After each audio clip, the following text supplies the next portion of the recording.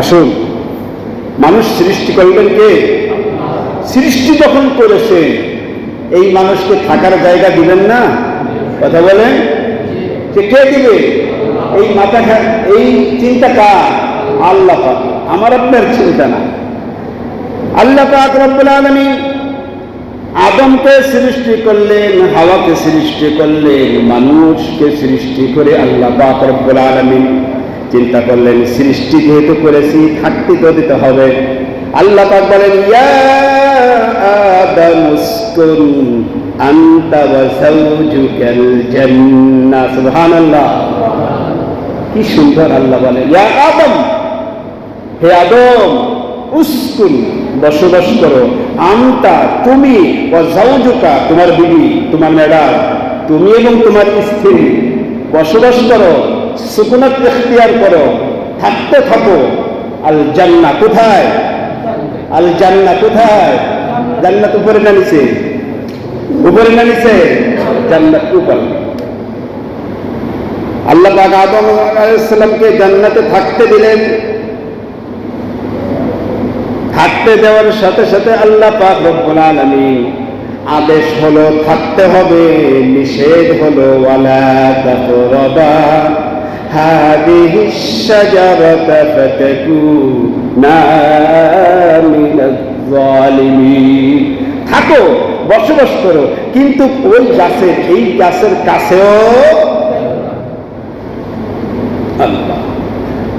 তাহলে জান্নাতে আল্লাহ পাক আদম এবং হাওয়াকে রাখলেন, ওখানে স্থায়ী রাখার জন্য, ওখানে নেন নাই, দেখার জন্য রেখেছে। কিসের জন্য? কথা বলতে হবে, দেখার জন্য, থাকার জন্য না, দেখার জন্য। কারণ পৃথিবীতে আসবে, এসে সন্তানদেরকে জানাইতে হবে না?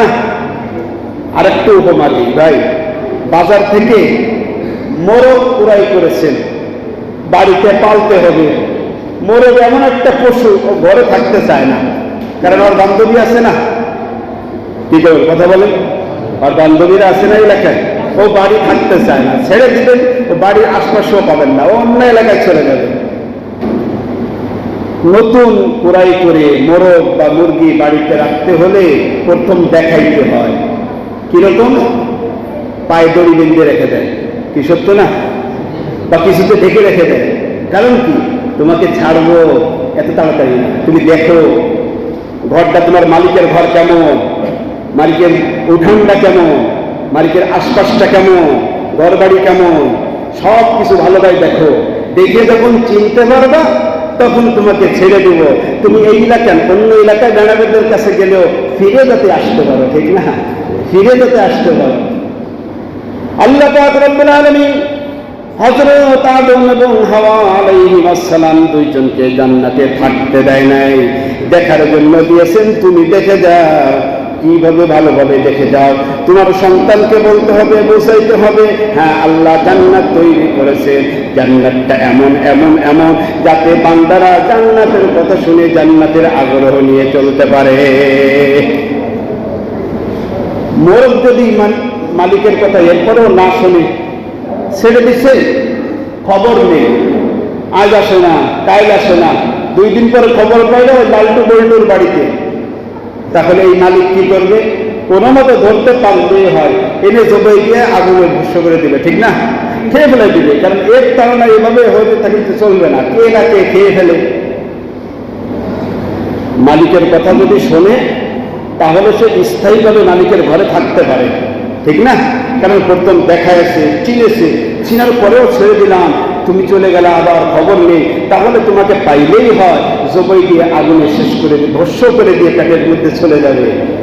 আল্লাহ পাক রব্বুল আলামিন আদম এবং হাওয়াকে জান্নাত দেখাইবার জন্য ওখানে রেখেছেন, থাকার জন্য নয়।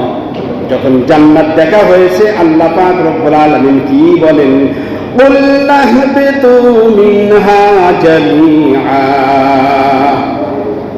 আদম, হাওয়া, নেমে আসো। নামতে হলে উপর থেকে নামে না উপর নিচের থেকে নামে? উপর থেকে নামে। 3 তলায় বসবাস করেন, 2 তলায় বসবাস করেন, বন্ধু নেমে আসো, তাই না?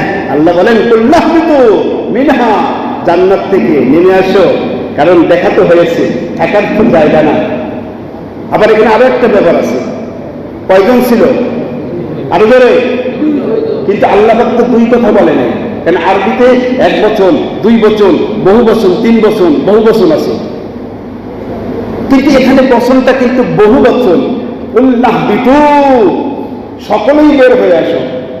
আদম এবং হাওয়া যদি মূল উদ্দেশ্য হতো তাহলে আল্লাহ বলতেন উল্লাহ বিত, তোমরা 2 জন বের হয়ে আসো, তা বলে নাই উল্লাহ বিতু, সকলে বের হয়ে আসো। অথচ 2 জন না, আছে 2 জন, বললেন অধিক। কি বোঝায়? এই আদম এবং হাওয়ার পেটে পৃথিবীতে কিয়ামত পর্যন্ত যত মানুষ পৃথিবীতে আসবে সকলকে লক্ষ্য করে আল্লাহ বলে, তোমার বাবার ঘর ছিল ওই জান্নাতে, তোমার মায়ের ঘর ছিল জান্নাতে, অতএব তোমার বাবা মায়ের ঘর যখন জান্নাতে, তোমার ঘরও জান্নাতে, অতএব সকলে বের হয়ে আসো।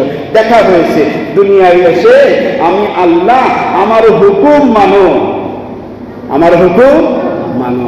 ওই যে মুরগা না মানলে জবাই দিয়ে পেটের মধ্যে চলে যেতে হয়, বান্দা যদি দুনিয়ায় রব্বে কারীমের হুকুম না মানে, আল্লাহ পাক বলেন ঠিক আছে, মানতেছে না, ভালো লাগতেছে না, বামপন্থী হয়ে চলতেছো, চলো আসো না, মৌতের পরে তোমাকে কবরে সাইজ করবে, ফুলসিরাতে সাইজ করবে, জাহান্নামের আগুনে তোমাকে ভস্ম করে তোমাকে শেষ করে দেওয়া হবে। তাহলে আল্লাহ পাক রব্বুল আলামিন পশু পাখি মানলে, পোষ মেরে গেলে যেমন মালিক কিছু বলে না, রব্বে কারীমও চায় বান্দা বান্দি আমার পোষ মেনে যান। আমি আল্লাহ আমার বান্দা বান্দিকে জাহান্নামের আগুনে পোড়াইতে আমি চাই না। এই জন্য আল্লাহ পাক রব্বুল আলামিনের হুকুম মানতে রাজি আছি ইনশাআল্লাহ। তো পোষ মানলে তখন তাকে ছেড়ে দেয়। মরণ এখন পোষ মেনেছে, এখন আর পায়ে দড়ি রাখে না, এখন আর ঢেকে রাখে না, তাকে ছেড়ে দেয়। এখন সে সুখ শান্তি মতো চলে, খাওয়ন যা পায় তাই খায়, বাড়তি খায়, মালিকের ডাও খায়, অন্যের ডাও খায়, কলাটাও খায়, ফুটেও খায়, যেখানে যেটা পায় খায়, এবং স্থায়ীভাবে সুন্দরভাবে তার খোপের মধ্যেও বসবাস। আল্লাহ পাক রব্বুল আলামিন বলেন, বান্দা দুনিয়ায় যখন আমার হুকুম মেনে আমার পোষ মেনেছো, আমি আল্লাহ তোমাকে ঘোষণা দিলাম, ইন্নাল্লাযীনা আমানু ওয়া আমিলুস সালিহাত।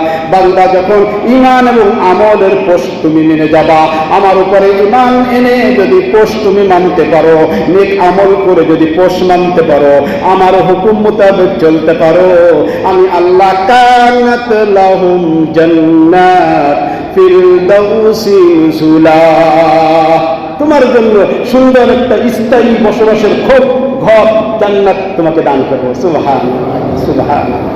দরকার নেই এরকম একটা জান্নাতের, ভাই। আল্লাহ আমাদেরকে এরকম একটা জান্নাত দান করুক, বলি আমিন। ডানপন্থীরা পাবে না বামপন্থীরা পাবে? আল্লাহ তুমি আমাদেরকে ডানপন্থী হয়ে দুনিয়ায় চলার তৌফিক দান করো, এবং ওই চিরস্থায়ী বসবাসের স্থান জান্নাত তুমি আমাদেরকে দান করো, বলি আমিন।